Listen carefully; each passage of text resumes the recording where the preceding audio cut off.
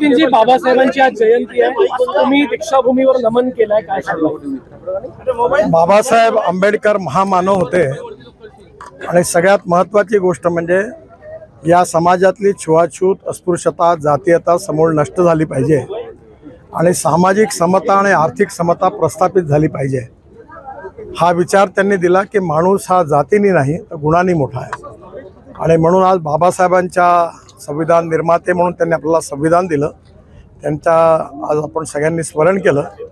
त्यांच्या या स्मृती आम्हाला सगळ्यांना आयुष्यभर समाजाकरता आणि देशाकरता चांगलं काम करण्याची प्रेरणा देतील असा मला विश्वास आहे.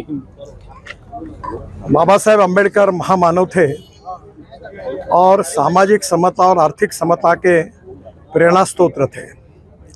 आज हमारे समाज में जातीयता, सांप्रदायिकता, अस्पृश्यता समूल नष्ट होनी चाहिए.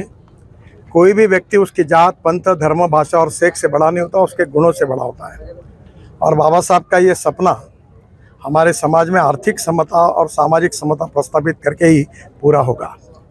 वो संविधान के निर्माते थे और संविधान जो है वो हम सब के लिए बहुत ही आत्मा जैसा प्रिय है और इसलिए संविधान के जो साइलेंट फीचर्स है जिसमें लोकतंत्र है, समाजवाद है, धर्मनिरपेक्षता है, फंडामेंटल राइट है, फ्रीडम ऑफ स्पीच है, इसको न कोई बदल सकता. ये जो मूल तत्वों को ये हमारी सबकी बाबा साहब ने दी हुई देन है और निश्चित रूप से मुझे विश्वास है की राष्ट्र के निर्माण में बाबासाहेब हमें सतत प्रेरणा देते रहे. आज बाबासाहेबांच्या जयंतीनिमित्त भाजपचा जाहीरनामा. तुम्ही हा प्रश्न इथे विचारू नका, इथे राजकारणाचा प्रश्न विचारू नका आणि आम्हाला बोलायचं पण नाही. बोलले.